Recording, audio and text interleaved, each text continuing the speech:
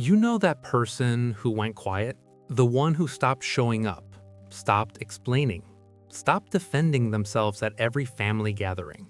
And suddenly everyone says they changed. They're selfish. They think they're better than us. But here's what nobody says. People don't cut off their family because they're dramatic. They cut off their family because they reach their limit. If you're someone who walked away from the very people who raised you, welcome. You didn't flip a switch. You hit a threshold. Cutting off family isn't trendy. It isn't empowering at first. It's destabilizing. Psychology calls it estrangement. But what it really is, a final boundary. Healthy families allow disagreement. Unhealthy families punish it. In toxic families, patterns are set early. One person absorbs blame. One keeps the peace. One carries everyone else's emotions. And the moment you stop playing along, resistance begins. Because dysfunction doesn't protect truth, it protects familiarity, even when that familiarity cost you your voice. Think about it. Were you allowed to say, "That hurt me," without being dismissed? Were you allowed to set boundaries without being labeled disrespectful?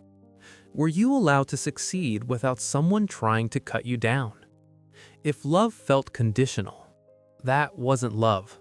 That was leverage. When someone cuts off their family, they've usually tried everything first. They explained, they forgave, they rationalized, they blamed themselves.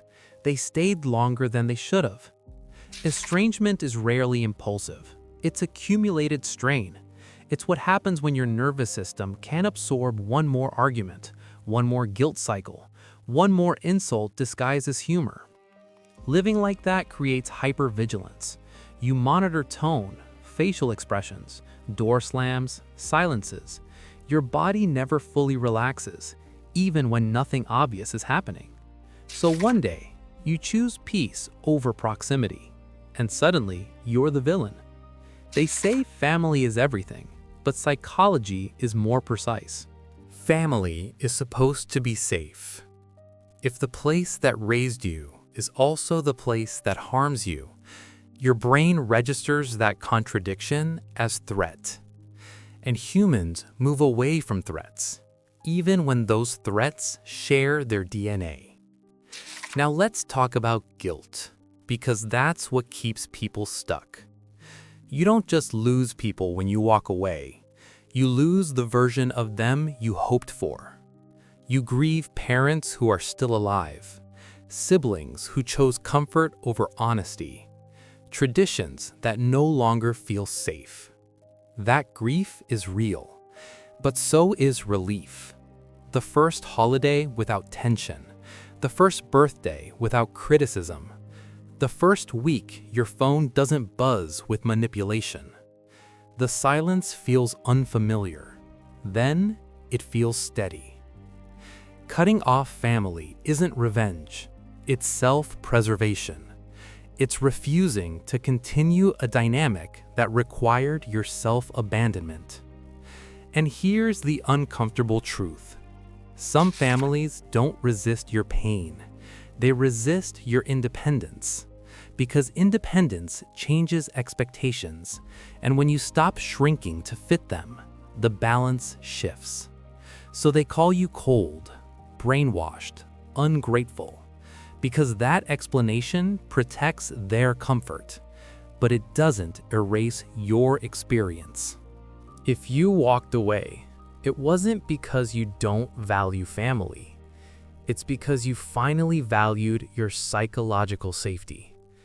You chose long-term stability over short-term approval. That's not cruelty. That's maturity. Some people inherit family. Others eventually outgrow what was handed to them. If you're still questioning yourself, still tempted to go back just to restore comfort, ask yourself this: were you leaving love or were you leaving survival mode? There's a difference. And your nervous system already knows which one it was. You didn't destroy your family. You stepped away from a pattern that required you to disappear. That isn't betrayal. It's a boundary. And choosing yourself after years of shrinking isn't selfish. It's psychological adulthood.